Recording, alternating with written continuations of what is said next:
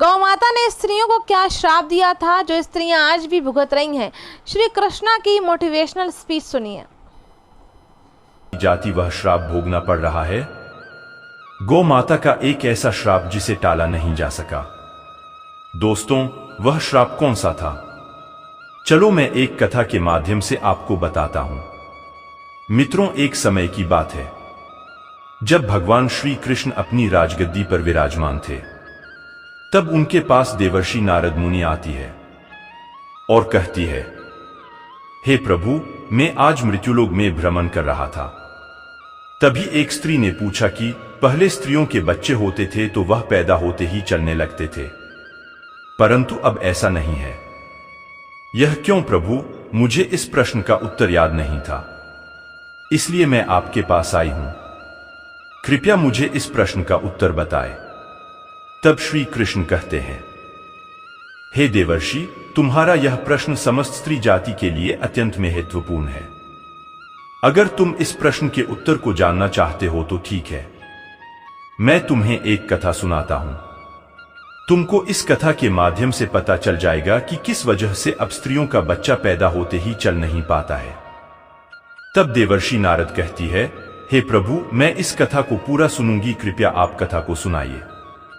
प्रिय मित्र, अगर आप भी जानना चाहते हैं कि इस प्रश्न का उत्तर क्या है, तो मित्रों वीडियो को आखिरी तक जरूर देखें और वीडियो को लाइक अवश्य करिएगा।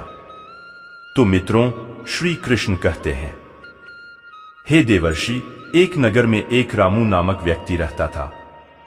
रामू एक स्वार्थी व्यक्ति था। रामू के पास में एक गाय थी। वह गाय दूध देती थी और रामू उस गाय को हरा भरा चारा खिलाकर उसका दूध निकाल करके उस दूध का बिक्री किया करता था। रामू गाय का दूध खुद भी पीता था और अपने परिवार वालों को भी पिलाता था। गाय के दूध की वजह से ही रामू अपने घर की दिनचर्या चलाता था। रामू का समय इसी तरह से व्यतीत हो रहा था। कुछ दिनों का बाद एक समय ऐसा आया कि जब रामू को गाय ने दूध देना बंद कर दिया। जैसे ही गाय ने दूध देना बंद कर दिया तो इधर रामू ने उस गाय को चारा डालना बंद कर दिया। और एक दिन ऐसा आ गया कि उस दिन रामू ने गाय को बहुत मारा, पीटा और उसने उस गाय को घर से ले जाकर जंगल में छोड़ दिया। अब वह गाय बेचारी अकेली पड़ गई। बेचारी गाय अकेली जंगल में इधर उधर घूमती फिरती है और एक दिन जंगल में बने एक मंदिर के पास में पहुंचती है और भगवान से विनती करते हुए कहती है, हे भगवान, मैं आपसे यह विनती करती हूं कि हमें गाय की योनि में डालकर कितना गलत काम किया है। श्री कृष्ण कहते हैं, हे देवर्षि, वह गाय कहती है, देखिए, जो आपकी 84 लाख योनियों में सर्वश्रेष्ठ योनि मानव की है, वह कितना पाप और कितना दुष्कर्म करता है। वह गाय आगे कहती है, जब तक मैं दूध देती रही तब तक उस व्यक्ति ने मुझे अपने घर पर रखा, हरा भरा चारा खिलाया। जैसे ही मैंने दूध देना बंद कर दिया, उसके बाद में उसने मुझे चारा भी नहीं डाला। इतना ही नहीं, उसने तो मुझे घर से बाहर ही निकाल दिया। अब मैं इधर उधर भटक रही हूं। अब जंगल में चारा खा खा करके, जंगल में घास खा करके मैं अपने पेट को भरती हूं। हे भगवान, आपने जो सर्वश्रेष्ठ योनि बनाई है, यह तो कितनी स्वार्थी और लालची योनि है। श्री कृष्ण कहते हैं कि हे देवर्षि नारद, धीरे धीरे समय व्यतीत होता चला गया। गाय बेचारी इधर उधर भटकती रही। जब भी वह गाय रामू के द्वार पर आ जाती है तो रामू ने लाठी लेकर के उस गाय को जंगल की तरफ, खेतों की तरफ भगा करके आता है। श्री कृष्ण कहते हैं, हे देवर्षि, धीरे धीरे जब वह गाय एक दिन गर्भवती हो जाती है, तो अब जैसे ही 3-4 महीने का गर्भ हुआ है तो उसी जंगल से एक स्त्री गुजर रही थी। उस स्त्री ने जैसे ही उस गाय को देखा, उसने मन में सोचा कि यह गाय तो गर्भवती है। मैं एक काम करती हूं, इस गाय को मैं पाल लेती हूं। जब इसका बच्चा हो जाएगा तो यही गाय मुझे दूध देने लगेगी। तब मैं इसका दूध खुद पीऊंगी और साथ ही अपने परिवार वालों को भी पिलाऊंगी और बिक्री भी करूंगी। लेकिन जैसे ही वह स्त्री उस गाय को पकड़ने के लिए अपने पति को बुलाने के लिए जाती है और जब तक उसका पति वहां पर आता है तब तक वह गाय वहां से चली जाती है। धीरे धीरे और समय व्यतीत होता गया। श्री कृष्ण कहते हैं, हे देवर्षि, जब उस गाय के प्रसव का समय नजदीक आ गया तब वह एकांत जंगल में सुरक्षित जगह पर जाकर के उस गाय ने एक बछड़े को जन्म दिया। श्री कृष्ण कहते हैं कि हे देवर्षि, प्रसव के कुछ समय बाद वही स्त्री उसी जंगल में घास काटने के लिए गई हुई थी। जैसे ही उसने दूर से देखा कि एक गाय ने अपना बच्चा जन्म दिया हुआ है, तब वह स्त्री उसके पास गई और उसने ध्यान से उस गाय को देखा तो बोली कि अरे, यह तो वही गाय है। इस गाय ने तो बछड़ा दे ही दिया, चलो अच्छा हुआ। वह स्त्री सोचती है, अब मैं इस गाय को पकड़ के अपने घर पर अवश्य ले जाऊंगी। जैसे ही वह स्त्री उस गाय के पास से अपने पति को बुलाने के लिए जाने लगती है, तभी गाय ने उसी समय उस स्त्री से कहती है, हे बहन, आज तुम हमारे ऊपर एक परोपकार कर दो। यह हमारा जो बच्चा है, यह पीछे पड़ा हुआ है, इसे उठाकर कि तुम मेरे गर्दन के ऊपर रख दो।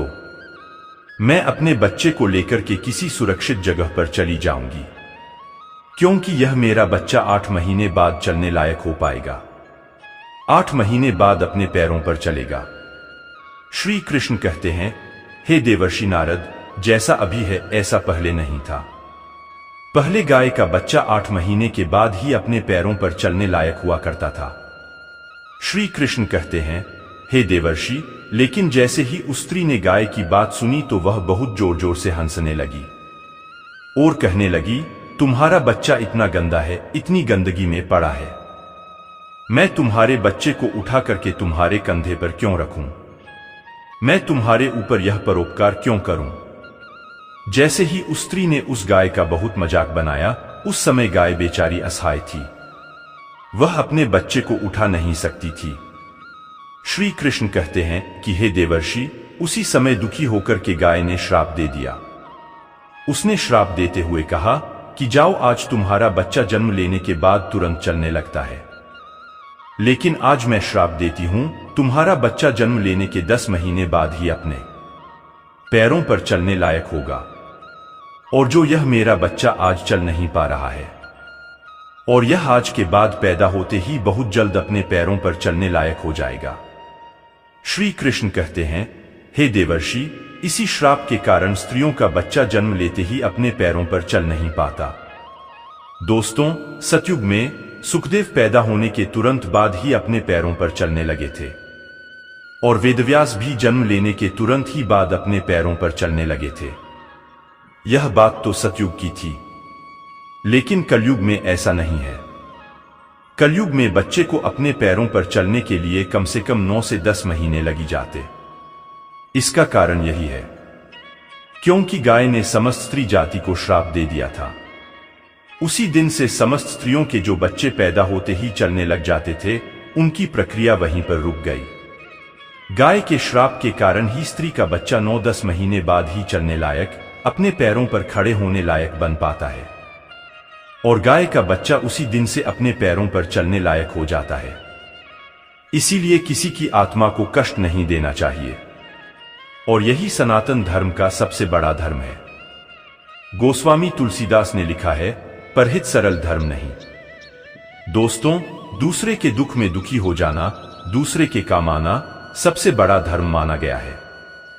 तो इसलिए हमें असहाय पशु की, पक्षियों की सहायता करनी चाहिए। गाय के श्राप की वजह से ही जितने भी पशु पक्षी हैं, उन सबके बच्चे जन्म लेने के तुरंत बाद चलने लग जाते हैं, लेकिन स्त्रियों के बच्चों पर इसका विपरीत प्रभाव पड़ा कि जन्म के तुरंत बाद स्त्री का बच्चा चलने लायक नहीं बन पाता। एक स्त्री की गलती से आज समस्त मानव जाति की महिलाओं को उस श्राप का खामियाजा आज भी भुगतना पड़ रहा है। मित्रों, आपको यह जानकारी कैसे लगे हमें कमेंट में अवश्य बताइएगा, और कमेंट में जय श्री कृष्णा अवश्य लिखना। साथ ही अगर आप हमारा चैनल पर नए हैं तो चैनल को सब्सक्राइब अवश्य कर लेना। हो सके तो इस वीडियो को ज्यादा से ज्यादा लोगों तक शेयर अवश्य करें। वीडियो देखने के लिए आपको दिल से बहुत बहुत धन्यवाद। जय श्री कृष्ण।